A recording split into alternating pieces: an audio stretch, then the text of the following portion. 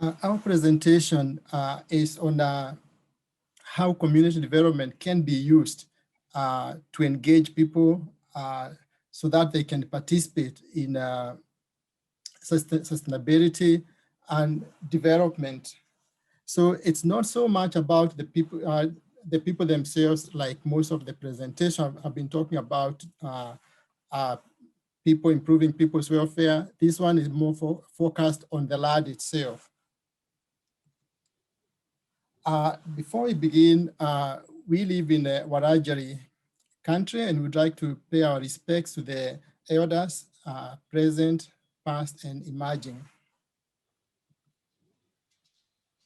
You have got the abstract, so I will not go into that. So I'll just go straight into the presentation. We will start by looking at briefly at the environment crisis, look at some community responses, and our presentation is based on an issue-based community development, and it is a case study on Wagga urban Landcare. And Kip, you can step in anytime and add if I'm missing out on anything. This is the map of Australia for those who are unfamiliar with Australia. And we are in that corner there of the Riverina. The Riverina is sort of the district where we are based.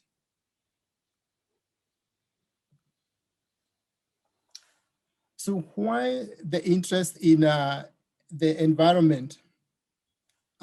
This particular image was in the media about a week ago, and it's about people who went to see the architects, and they realized that even though we have been talking about lowering the emissions, because if we don't, we are going to reach a tipping point where we can't be able to, no matter what we do, the damage will already be done. But they're saying that it seems like we have already reached that tipping point. And people, wherever they are, they've been experiencing uncharacteristic weather, flooding, fires. We have a lot of fires here, plagues, name it. And many people have really been seeing that, even though people have been thinking that the climate change effect is going to be noticed in future, we are probably already there. So how have people been responding? The governments have tended to be slow. Many of them are in denial.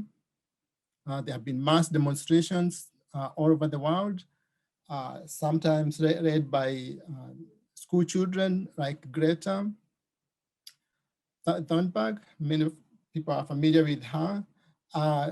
There have been community-based organizations that have been formed to clean up urban areas, plant trees, raise awareness, and also do some advocacy for change, push the government to make some changes.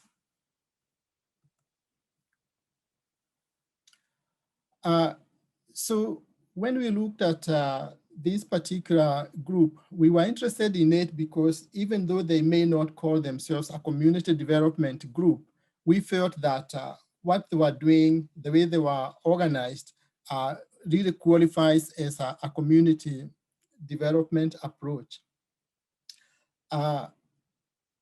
And these academics in community development have identified a number of characteristics that you can identify with community development. And we picked a couple that seem to fit this organization particularly well. One is a collective action, which says that the foundation of community development is that people can collectively bring about fundamental change in society for the benefit of all. The other point that we felt fitted was one of sustainability.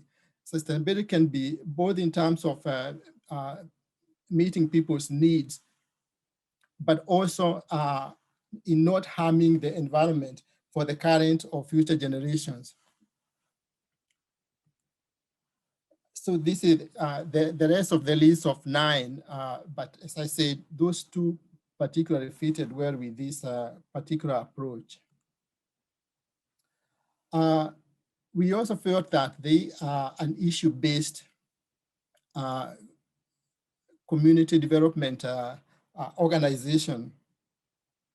And I won't read the whole of that, but it is it's from the European Community Organizing Network and their understanding of community organizing. And the key thing there is that it's about people coming together with a common self-interest to solve a particular problem. And in this case, the people have come together because they are committed to doing something about the environment.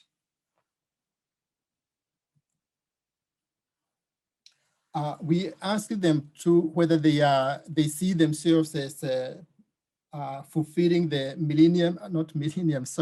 we have moved on, sustainable development goals. And they say they feel that generally they do, although they have not sat down and said, oh, this is the number of the goal that we are addressing. But looking at what they are doing, we felt that that fitted with the goal 11, sustainable cities and communities, make cities and human settlement inclusive, safe, resilient, and sustainable. They could have also fitted in number 15 about life on land, because they are working on reclaiming the land that has been degraded.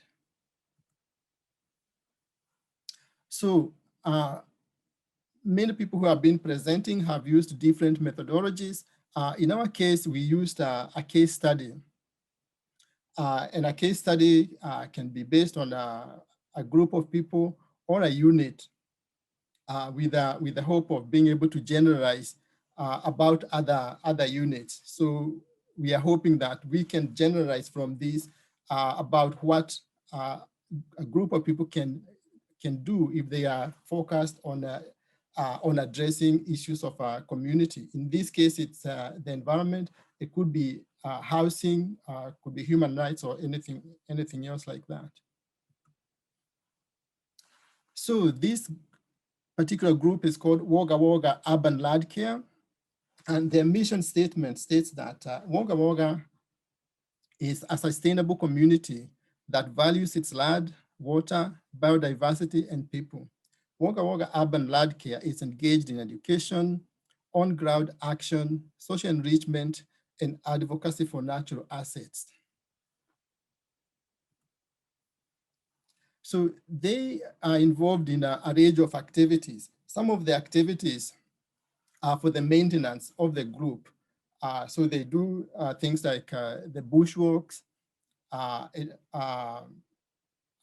organizing an outdoor film, but also things that are more about what they get together to do, which is revegetation, weed management, the beautification. They participate in a cleanup Australia Day, National Tree Planting Day, and also establishing biodiversity corridors. So some of the things might look small, but some are major. Like if you want to establish a biodiversity corridor, you have to involve a lot of people and different organizations and different regions.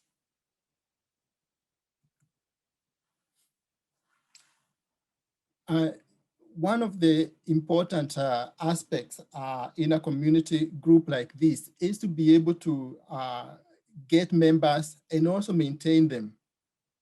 So the person we interviewed, who is the chairperson of the group, mentioned that we need to also look after the interests of diverse membership and appeal to those interests and keep people motivated and interested in being involved in the group.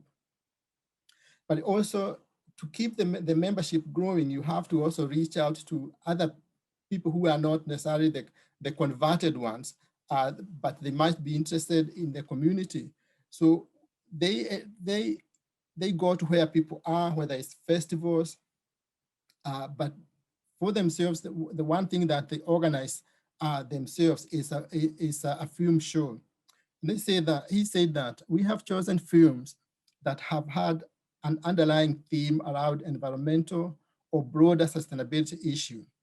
And then we do some kind of distinct promotion of the work. So when people have come to see the films, then they take that opportunity to tell them about the group and how they can join the group if they are interested. So many people would probably know that Australia is the driest continent, and the farmers didn't do it more favors with the clearance for broad acre farming. That's one thing what the European pioneers did. They felt, oh, this is an empty land and they can just clear the trees and grasses and plant wheat and keep sheep and cattle and all that. And the outcome of that is that much of the land has been degraded, but still something can be done. And you can see the change when people start doing something, conserving what is left, planting more trees and natural vegetation. Ndungi, you've got about a minute or so left. Okay, so in the outcome are things like having sustainable cities with a lot of benefit, people's fitness, and sort of a friendly for walkers and cyclists. And that's the chairperson that we interviewed, being recognized by the community for the work. So some of the key findings then are that values are very important to motivate people. And in this case, the concern for the environment and understanding that we can do something about it. So community ownership of their landscape has been the driver for this group and similar groups. The capacity to engage with technical, political, and policy matters is important for the group to be effective. And that the civil society, the private sector, and educational institutions can play a crucial role as partners with the government, which is that's a conclusion from another paper that we did on SDGs.